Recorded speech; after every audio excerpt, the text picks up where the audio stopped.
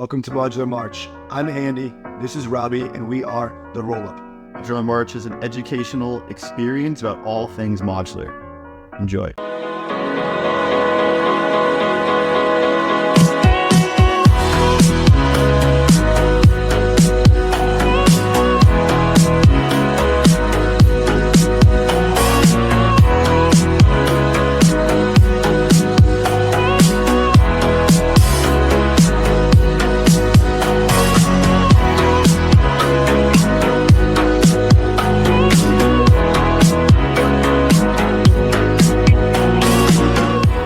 Welcome, Lewis, to Modular March. Another episode today. We have Lewis from Gelato here today to talk about zero gas rollups and the bull case for Appchains.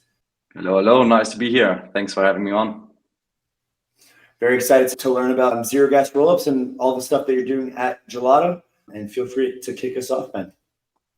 All right. Yeah, so I'm going to jump straight into the slides here. I brought a little presentation to basically explain a bit about what we have been building at Gelato and what you can be excited for in 2024. So yeah, I'm basically going to talk about zero gas and infinite scale and the bull case for app chains or roll apps and how to build them. So yeah, I'm Luis. I'm a founder at Gelato, and yeah, let's jump straight in. So basically, I actually stole this from Mustafa from Celestia. I think he has this amazing analogy that he likes to say on podcast, and it's basically the story of how Web2 scales. So let me briefly walk you through that and then compare it to Web3. So basically in Web2 in the early 90s, probably none of us here were there for that. But yeah, you basically, in the beginning of the web, you had physical servers that you needed if you wanted to host a website or web app. So you would literally have to buy a machine. You would have to deploy your software to that machine to be able to host a website. And obviously this wasn't going to be scaling the web, because just imagine you have users outside of your continent or something, they would experience very slow loading times. And in general, just maintaining a server to host an app is just like crazy, right? Like imagine your electricity goes out, your page is down, super unscalable. Like you have to do all of the maintenance, even though you just maybe, I don't know, want to have a website or web app about coffee or something, right? So didn't make any sense. So we had to graduate from there. And next came the era of shared hosting. So there we had providers like GeoCities and DreamHost. And yeah, basically these guys really solved a big problem. For the first time, you were able as a web developer to just, have a managed hosting service where you would be able to deploy your web app, website, and enjoy a lot of, managed service. But there were still problems with that. It was definitely much more scalable. You would be able to, you would be able to have failover in case some server went down and so on. All of this was managed for you. But the problem was that these shared hosting providers still were very restrictive. Like, for example, you would have to use their specific framework, their specific programming language, and so on. And that's, like just constrains the ability to build amazing applications. And especially what was really bad on the shared hosting infrastructure is that you sort of shared your server space with everyone else on there. So I don't know, if your competitor's app or something exploded, had like a day of huge traffic, a huge search, you would pay the cost of that sort of as well by maybe having a degraded service on your own app or maybe even downtime and so on. So still didn't really scale well. And yeah, the end game here was basically virtual machines in the cloud. So now for the first time, web developers in Web2, and this is still the state of art today, you can just, create your own instances in the cloud. They're fully virtual servers. They're fully managed for you on AWS. You can spin up as many of them as you need. They're isolated from everyone else. So, you won't suffer any degradation if someone else on AWS has a crazy amount of traffic. You won't notice that. And most importantly, also, this gives you maximum flexibility in designing your application and building your web application. You can, pick any VM and then sort of just build your app the way you want to build it using a wide array of programming languages, everything. So here we have maximum scalability, usability, all managed for developers in the cloud, sort of available to them instantly, and very, very important, they can scale that horizontally. So they can scale up and spin up as many instances in AWS or Google Cloud as they want, right? So now the key learning here is that the internet is not just one huge world computer, it's rather a web of interconnected computers. And all of these services talk via asynchronous mechanisms with each other. So for example, I mean, generally speaking in the web, your servers would talk to other servers via HTTP, which is an asynchronous protocol, and also like even within your service, probably those different microservices within your application would also talk to each other in an asynchronous manner. So yeah, the main claim that we have at Gelato is that asynchronous cloud services are scaling Web3 today already, actually, as we will see later in the presentation. So let's talk about the Web3 evolution here, and let's compare it to what we just saw with the Web2 evolution. So in Web3, we see a shift from like a few monolithic chains to what we call infinite virtual chains or rollups in the Web3 cloud. So in Web3, we initially, similar to how you had like huge barriers to entry in the early days of the web, where you had to buy physical servers and everything, we initially had these special purpose blockchains like Bitcoin.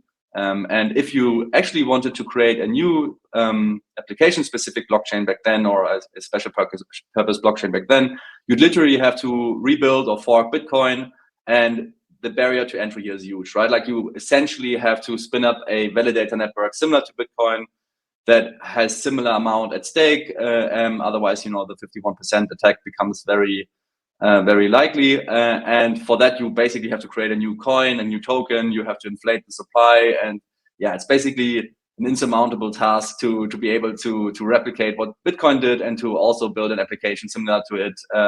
Yeah, so basically people tried with Mastercoin and so on, but it was pretty clear that it wouldn't work. So then next you had Ethereum, and Ethereum is like a shared hosting provider in Web2, where Ethereum solved a huge problem. Basically, it allowed application developers from deploying the application as a new blockchain, from going from there to actually deploying the application as a smart contract on Ethereum.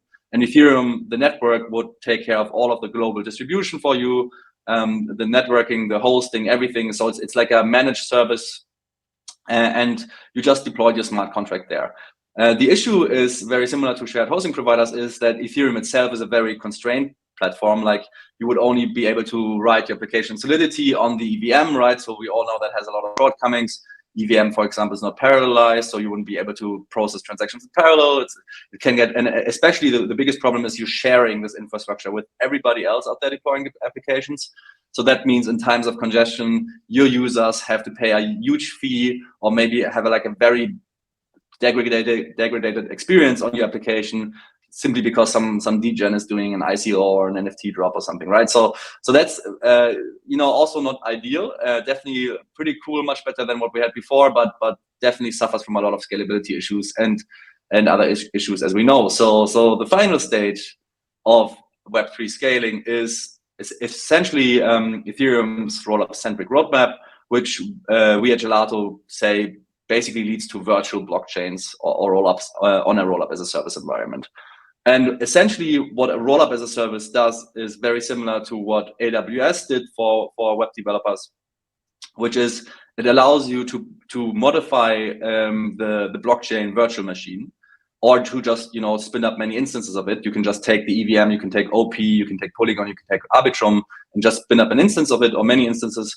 Or you can even go beyond that and modify it, right? Like we see people actually now have the Solana virtual machine, and they deploy that as an Ethereum rollup. So that's super cool. It gives developers much more flexibility. You have more innovation again. Not everyone has to build the EVM the exactly same way that Ethereum has. You can, for example, merge some EIPs that aren't on Ethereum yet early on your rollup, and many other things. And most importantly, you deploy as many instances of this for your application as you want. So your application is not a smart contract anymore. It is now a rollup blockchain. And you still benefit from a lot of the sort of network or shared hosting effects of Ethereum. Like, for example, you can use Ethereum as a data availability layer or Celestia, right? So you sort of modularize the stack a bit there, or as a settlement layer. So and as a shared security layer. So you really you still benefit from everything Ethereum has built, but you just move the execution to a rollup, and you gain a lot of scalability. Like so, there's some trade-off here with liquidity fragmentation and so on, but beyond that, really, it's just very logical to do that as an application developer. So yeah, that's the end game of Web3. And just quickly, very high level tech here. You can think of Gelato's Web3 cloud as consisting of basically two layers. You have the base layer. These are the roll-up technologies like Optimism, Arbitrum, Polygon, zk Sync, and so on. You name it. The other modular parts like data availability layers like Celestia and so on. And then, so this is sort of the base layer tech that you need on this platform and that you get on this platform. And then secondly, you also need services. And I think this is really important to understand why Gelato isn't just a rollup as a service provider, and why just the blockchain itself is cool but pretty useless. And you also see this on AWS, where you have this nice ecosystem of composable services that developers make use of when building the application. Similarly, like this on Gelato's Web3 cloud and on our all-in-one rollup as a service, you also get all of the Gelato services baked into your chain. So, for example, our serverless functions, if you want to automate your smart contracts, or if you want to, I don't know, connect to data off-chain like Pilf or Redstone and make it available on your rollup. For example, if you have a DeFi rollup, that's very important to have oracles there from day one, right? So yeah, all of these services are available to you on our platform for your chain. You also have the Graph and GoldSky for indexing. You have block explorers like Etherscan. You have messaging protocols to be able to asynchronously connect between your rollup and other chains like Layer 0, for example, right? Oracles like Pilf and Redstone, and many more. So yeah, here's just a quick. I mean, actually, I think this is PDF, so we won't see it. But yeah, it's just a quick show of how easy it is to just deploy your rollup on Gelato. We have an app for that allows you to do that. You can just pick your stack, pick your DA layer, and just with a couple of clicks, you can spin up your rollups. Actually, we will have a big release there soon with OP Stack, Arbitrum, Polygon eventually as well, and so on, where you can literally just very quickly as a developer spin up a test net and eventually mainnet as well. And yeah, just some more tech here. Basically, I mean, very high level tech, but what's key to understand about why rollups are basically like instances in the cloud or virtual blockchains is that basically we were able to modularize the Ethereum blockchain stack by having an execution layer, which is your rollup. That is essentially like your VM in the cloud, where you can use Gelato's rollup as a service, Gelato sequencer to essentially run the transaction execution engine for you, and you don't have to worry about that. That's fully managed by us in the cloud. And the reason that's still cool is because you can still use Ethereum as settlement layer and data availability layer. I mean, today is Denkun, right? Like, so I guess more people are bullish again on Ethereum as a data availability layer. So now that block space is there and DA costs are going down, but obviously we have great projects like Celestia and so on that are really leading the way there, and that you can also pick and choose from that are outside of our cloud offering, right? Like these are trustless, decentralized networks. And by just having the execution in the Gelato cloud, you can still benefit from the security of these decentralized networks, but you can also benefit from the scale of having a cloud service like Gelato, fully scale up your application. But yeah, what we always say is that that's not it, right? Like on top of that, you have essential services, like you have the native bridge UI that you get on Gelato's rollup as a service. You have our RPC partner for scalable RPCs. Currently, we're working with the RPC there, and you get block explorers on top of that as well. So that's like sort of the base chain. But going beyond that, actually, on Gelato's Web3 cloud, you can now connect your rollup from day one to, for example, our functions service, our serverless functions. If you're familiar with AWS, just think about like on AWS, maybe you pick your database like MongoDB and you pick your VM and so on. And here on Gelato, you can now pick your database like let's say Ethereum or Celestia, and you can pick your VM like OP Stack or Arbitrum. And now on AWS, normally you also have a rich ecosystem of APIs and services that you can use. And just like this on Gelato's Web3 cloud, rollup as a service, you can immediately pick Gelato functions, which allows you to very easily connect to Pilf and Redstone for Oracle data, or you can pick our relay service and account abstraction services with zero dev if you want to have an account abstraction experience on your rollup. You can connect to GoldSky for indexing and so on. And yeah, so your UI, your application sort of from day one doesn't just have a blockchain, but it has all of the rich services that you need to really build a nice blockchain application. And very importantly as well, the cross-chain messaging services that you see on the right here. These are extremely important because just like on AWS with your application, you still talk to many other services like Stripe or whatnot, right? Over HTTP, you on Gelato Rollup as a service can use Layer 0 or Connect or Cross or whatever to connect your rollup with other rollups, most likely to have bridging, right? So that your users can bridge tokens from, let's say, Base into your application, or from Ethereum or Optimism into your application. So yeah, that's also the interop part here. It's as simple as having an asynchronous messaging protocol on your rollup that supports your rollup that connects to other chains. And now you've achieved the what Web2 has already achieved on AWS. You've now achieved in the Web3 paradigm, which I think is really amazing. This is already happening today. So yeah, last slide here is a bit more futuristic. This is shared sequencing. It's obviously a bit of a buzzword. I'm going to keep it short here, but let's say, like, I think most users today would be completely fine to just have one rollup instance, one instance of OP as their rollup and process all of the transactions. But some people are already thinking ahead. Maybe game developers, usually they're thinking on the order of tens of thousands of transactions per second. And yeah, these guys might already think, okay, I want to have multiple horizontal instances of my application, as you would on AWS. There are oftentimes, you even have auto scale where you have 3-4 instances of your application running in parallel. And yeah, so this can actually already work with asynchronous communication, but some application developers might want to synchronize between these instances for cross sort of synchronous atomic smart contract calls. So they want their application to be processed by multiple instances of an execution VM, but they still want to have synchronous calls between them. And that's where you need shared sequencing. This is currently in research still. There's a lot of stuff ongoing, like Espresso based sequencing from the Ethereum Foundation and so on. And we also heavily invested there in research.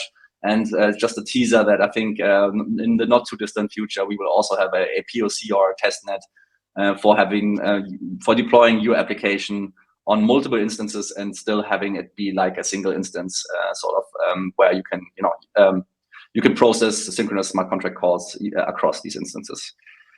So yeah, that's that. I mean, the key takeaway here is that Ethereum is not one huge world computer. It's a Web3 of interconnected rollups. And built on Gelato, obviously. So yeah, I would like to invite all of you to come and build with us to scale Ethereum. And yeah, this is just like an ecosystem chart that we have. All of the projects that have been using our services over the past 4 years, like many names there, like Synthetix, PancakeSwap, Yearn, Optimism, Astar actually launched a ZK EVM with us very recently. Beefy Finance has been using our serverless functions forever. So yeah, many projects on here. So you'll be in good hands. You'll join a nice community of integrators and builders. And yeah, that's it. Thanks a lot. Awesome.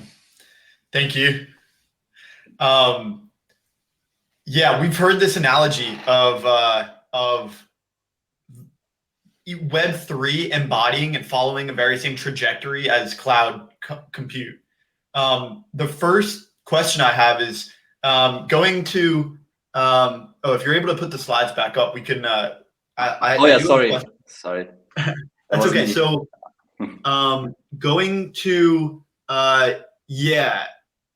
first of all, very modular, right? That Ethereum is an interconnected web of computers. And each of those computers are modular. There was a word here, and I think, did you mention the word infinite scalability at one point here? Yeah. Okay, so I just wanted to push on that because in the current cloud landscape, we have these server farms that are all over the world, and the scalability is limited by the hardware itself. So I'm curious if the scalability of virtual blockchains in the Web3 cloud are also limited by hardware, and if so, like what's the kind of current hardware, and where is that going? Yeah, no, absolutely. Infinite scale is always a bit of a marketing buzzword. I think it's infinite in theory, and now in practice, you still have, you still need the hardware and whatnot. But like the idea is that the idea about infinite scale is that you have a system where you can simply add a machine or add a new instance. In the cloud, this would be a virtual instance, so it's not like an actual machine. It could be like that you still are on the same machine, but it's just like it's a virtualization. But still, you can just add a machine, or you can add instances, and every instance you add can basically process more transactions for you, right? And this is now. Obviously, we still have a lot of problems to solve here in Web3 that are already much better solved in Web2. Like, for example, communication between these rollups. I don't think there exists a rollup today which already has 3 instances that sort of interoperate nicely with each other. Like, I think we will have the first of these things on testnet, maybe mainnet this year. My candidates here, my runner-ups are definitely gaming developers. They already think this way because, I think in online games and so on, this is where you already have a lot of servers that operate very nicely with each other to provide the game. So yeah, I think this is a similar idea here. The idea is that in Ethereum right now on the layer 1, if you add a new validator, they don't really add anything in terms of processing capacity to the network. It's actually quite the opposite almost, where every new validator has to do the exact same compute that everyone else does. So you don't really gain anything from adding machines to the network other than arguably decentralization, security, and whatnot, right? And the idea with rollups on the layer 2 is that now, since it's just about execution, you can actually add more machines, and every machine allows to process more transactions. Don't quote me on the math here, but like very simply said, let's say one instance of OP can process 1,000 transactions per second, or let's say 1,000, just don't quote me on these numbers. Then adding a second instance would allow you to go from 1,000 to 2,000, right? In Ethereum, it's not the case. In Ethereum, if you spin up a new validator, the network doesn't gain 10 transactions per second more or so, right? Like, it's still the same. So yeah, this is the unlock here, the mental unlock of rollups and moving our execution off chain to cloud environments. Gotcha. Here in the beginning, we were kind of touching on zero gas app chains, and I'm quite curious to kind of understand how that would work under the hood and some of the developments that you guys are working on. Yeah, so zero gas essentially just means that the gas price on your chain is zero by definition. So this means like every user that sends a transaction on your chain does so for zero cost. In reality, you will still, as the app developer, you will still have to pay some cost, some infrastructure cost, like maybe settlement cost on Ethereum, maybe some DA cost on Celestia, right? But these costs will be negligible as compared to what they are today if you want to sponsor all of your applications gas, right? But yeah, users definitely don't pay any infrastructure cost, any gas cost anymore. So this is like on like the user experience that you're used to on Netflix, right? Like if you watch a Netflix movie, you don't suddenly get a bill from AWS to pay for some EC2 instance that you used while streaming that movie, right? That would be weird. But that's currently like on Ethereum and elsewhere. It's like, okay, end users actually have to pay these weird infrastructure costs. It's super bad. And this will go away with zero gas rollups, where the costs are so cheap that the app developer, the rollup developer, can very feasibly pay them for all of the users, and it's just like a normal infrastructure bill that you pay to the rollup as a service provider, which includes settlement costs to Ethereum and DA costs to Ethereum or Celestia and so on, right? There's some problems with that, because gas is this weird mechanism where you also really have a lot of spam protection. It's like this double-edged sword where once you remove it, you also remove the spam protection. But I think gas is a very bad mechanism for spam protection, because it's very misaligned with the developer and with the end user. If you think about it, on very low gas cost blockchains like Solana, you already today have a lot of spam issues. So actually, gas is a spam protection mechanism that gets better the more expensive it gets, but also the worse gets the UX, right? So it's not a good mechanism, and we need other mechanisms. And traditionally in Web2, I mean, there's a bunch of things websites, web apps, and so on do to limit spam, right? Spam is not an issue in Web3; it's just as much an issue in Web2. And there I'm really bullish on like sort of newer identity projects, right? Like projects that assign essentially addresses on your rollup, some form of, hey, this is like a real person and not a bot, right? Like this is, and how do they do that? Like maybe they prove that your address, like the public key that you use on your address has completed some CAPTCHA or some video ident or KYC or whatnot, right? So actually, I think the era that we're ushering in at Gelato, this era of zero gas rollups, where we want to be at the forefront because we believe that every roll app at some point should be a zero gas rollup to be able to provide similar experiences to Web2 and even better. But yeah, that means we need identity projects to succeed, like on-chain identity projects. So I mean, there's a bunch of them already out there, right? Like there's old ones like Civic and so on. I think they probably have to sort of reinvent themselves a bit, but newer ones include Polygon ID. I think they're working on something. That IDOS, Web3 Auth, and so on. All of these guys have announced that they're working on something. So yeah, I'm very bullish on working with these projects actually. And ultimately, I think what will happen is that when you use an application in the future that is a rollup, first of all, you might not even notice anymore that you're using blockchain at all, because you'll just be clicking buttons. You'll be signing in, you'll be clicking buttons, right? And you'll be trading, you'll be gambling, whatever it is. And like ultimately, blockchains for me are mostly a B2B solution. They roll-ups, blockchains, zero knowledge, all of these things are B2B solutions. I think we nowadays get often confused about their benefits because we think we're all like crypto natives, we all use this stuff. You know, like we always think it's for us, but actually it gives developers the opportunity to build a gambling casino, to build a bank or whatever it is, without having to assume so much liability. Like it allows you as a developer to build a secure DeFi protocol without actually custodying all of the users' funds, and you can sleep well at night, at least much better than a banker or Sam Bankman-Fried would, because you know that your servers can't just be hacked and everybody's money is gone, right? So I think this is really the power that blockchain, smart contracts, and so on afford. Is like it allows developers it reduces the barrier to entry massively, so that developers can build banks without having to invest heavily in security and heavily in I don't know, licensing, compliance, and so on, to make sure that they don't accidentally lose their users' funds. Like the blockchain takes care of you for that, right? And zero knowledge takes care of that for you.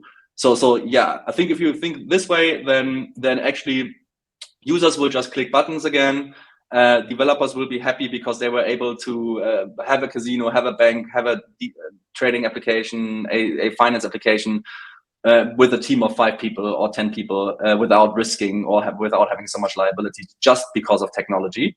And that's really what we have here. And then you will probably have spam protection mechanisms. Like you will notice suddenly when you use a DeFi application that you have to do a captcha.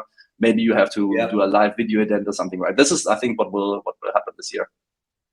And so with the payments on the back end, is that working through something like a paymaster? I know you mentioned account abstraction kind of technologies embedded into some of these rollups. Is that effectively what's happening on these rollups? Is like basically, as you said, the debt or the team pays for it through some sort of like paymaster function, which they like preload up for the entire chain to operate, and they have to like keep a balance of ETH in a certain contract or something. Yeah, actually, it's exactly that. And I think account abstraction, especially 437, so on, I've always been a bit of a skeptic, because I think like 437 itself is like implementation wise is way over engineered and so on, but still people adopt it, right? And I think account abstraction itself will look a bit different and much simpler on rollup as a service, because just like you say, like actually you don't really need a paymaster anymore. And nowadays, if you look into the account abstraction implementations out there on Ethereum, Polygon, Arbitrum, and so on, they really have a bunch of complexity and code that's just there to regulate payments and estimation of fees and so on. And actually all of this is just there because gas is so expensive.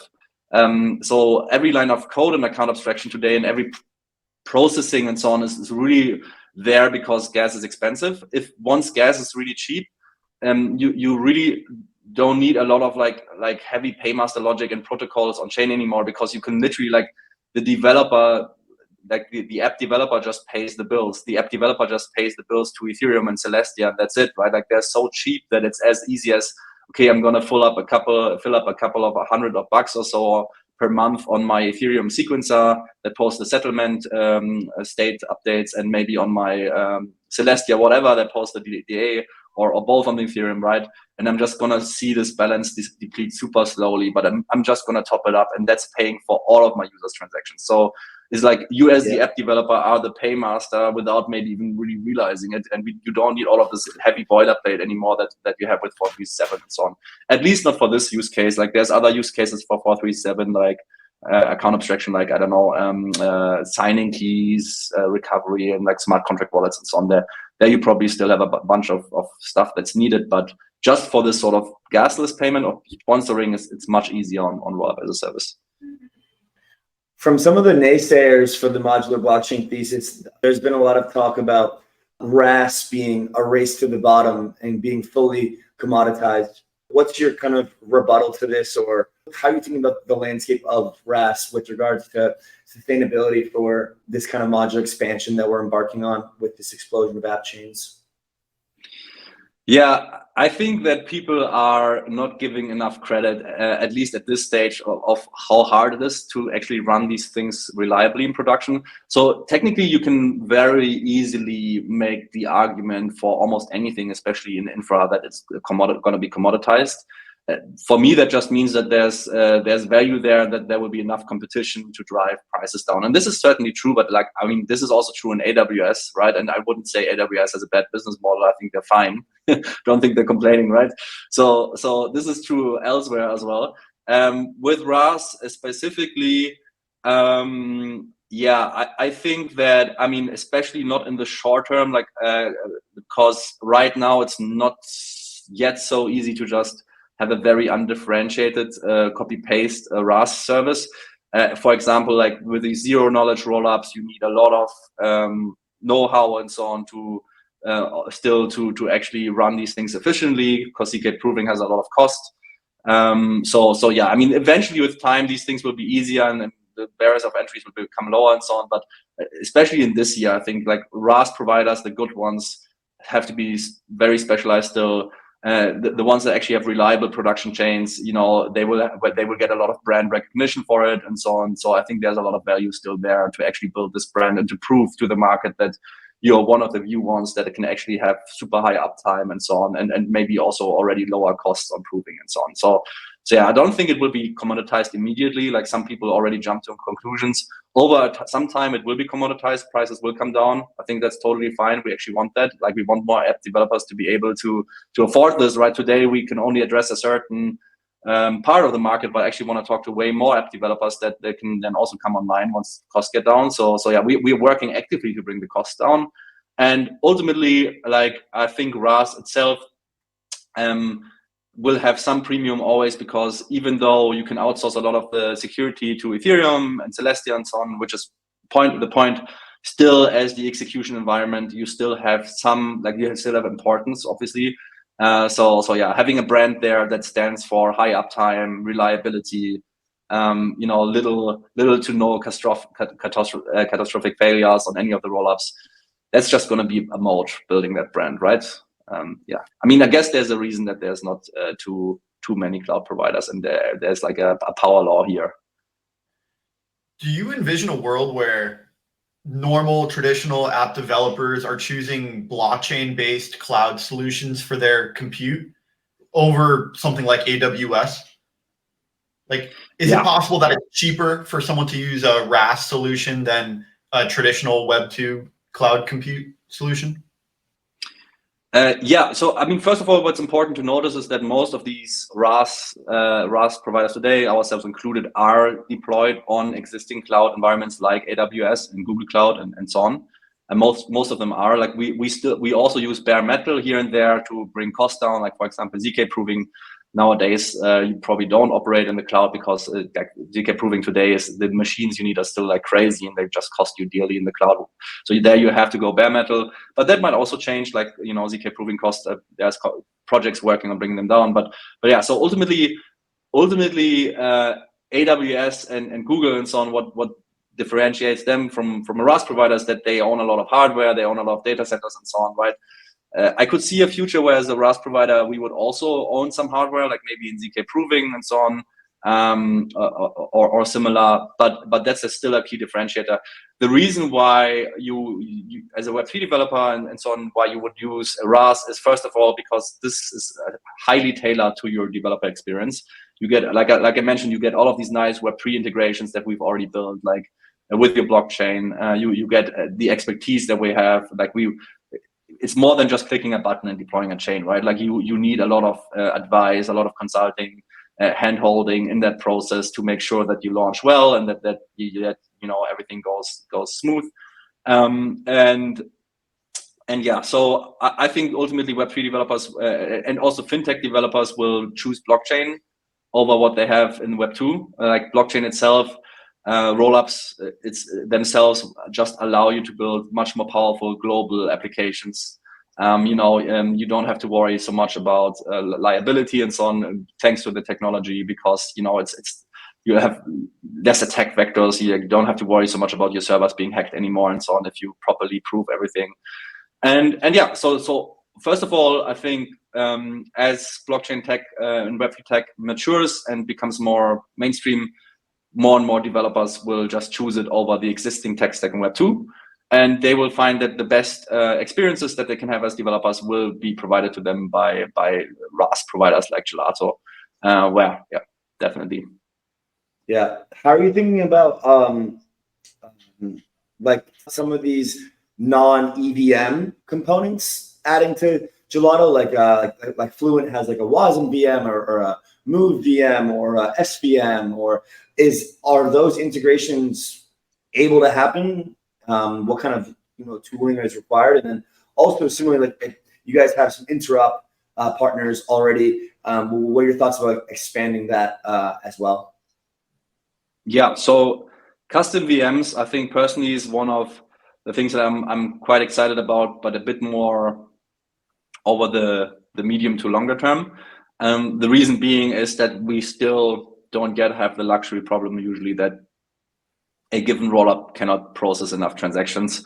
I think we haven't fully yet tested those limits, especially if you think about nowadays rollups using cheap DA like Celestia and so on, and now Denkun coming online today.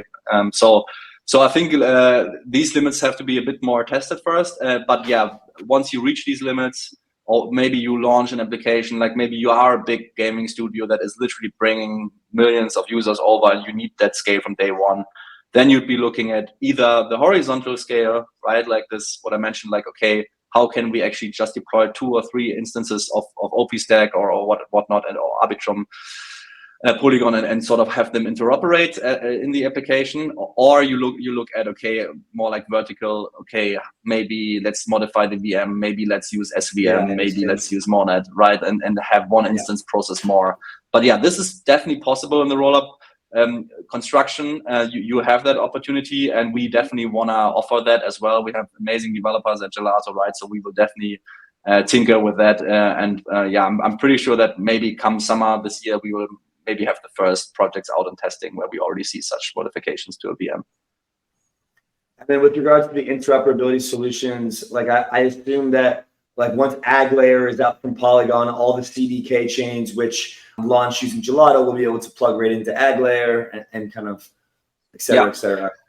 Yeah, and this comes back to my point from earlier. Like actually, some people might not realize the power of something like Ag Layer. And Ag Layer from Polygon for me is just like bringing really boosting asynchronous communication between rollups by boosting settlement times.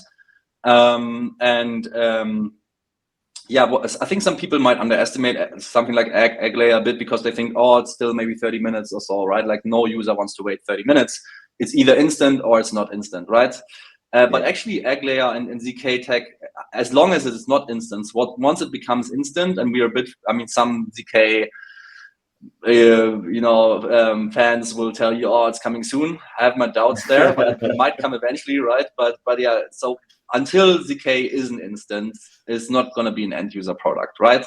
But what it is if you talk to liquidity bridge managers like Hart from Across, for example, right? Or whoever else manages liquidity, like I guess Socket nowadays, Stargate, and so on. And these guys have a super hard time building efficient systems on optimism mainnet, base mainnet, and so on these optimistic rollups, because they constantly need to rebalance their inventory to always have tokens where users need to have tokens, right? Like if they're basically giving people fast liquidity exits, and for that they need to have liquidity wherever the user wants to go. And the problem is, if they put their balance sheet, if they put their inventory on something like Arbitrum, they cannot get it, they cannot rebalance from there unless they have to wait 7 days, right? For these rollups that use canonical tokens, which is the rollup way to use tokens, the most secure way, right? There's also mint and burn, where you sidestep this problem, but you lose a lot of the benefits of a rollup if you go mint and burn, if you don't go with a canonical asset bridge. So these guys, they will love something like Egg Layer from Polygon, because it just brings their rebalancing speed down to 30 minutes from like 7 days. That's, I don't know, like 100x improvement or whatnot, right?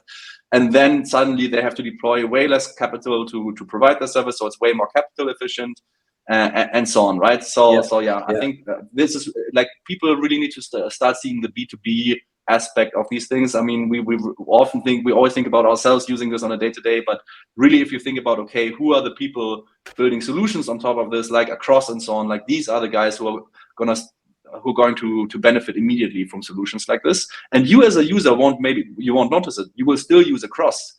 You won't use the Egg Layer. You won't know about ZK, and so you will still use Across on Bungee.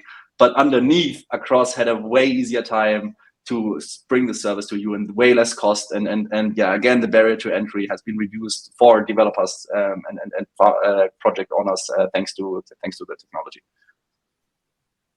Fantastic. I'm all out of questions. I have had all my questions answered. Rob, how about you? Yeah, same. I mean, this was a blitz. This was a lot of fun too. If I had one more question, I guess it would be like this like, just to close the loop on this interop conversation. So are you at Gelato going to or planning to integrate those B2C solutions like Across, or do you stick primarily to the messaging, the general cross-chain messaging providers, and then you let teams like Across and the rest of the services that provide that fast path, you let them kind of like do their own thing, not necessarily integrate into all the chains that Gelato supports? Yeah, so bridging has definitely proven to be one of the harder nuts to crack, because it has a lot of scalability issues. It's like, you have to be very security minded, because a bridge is how a rollup sort of launches, but also dies very quickly, as we've seen in the past with sidechains. So yeah, it's definitely like, I don't think there right now is a one-size-fits-all solution. Recently, I looked at Hyperlane. I think what they're doing is great, because they're really thinking this. They were the first ones to really realize this world of thousands of app chains, and you need sort of, you can self-service and sort of deploy Hyperlane yourself, which I mean, to be honest, just means that you put in some more work, but at least you don't have to wait for teams and ask them to deploy for you, right? Like, you just do the work yourself.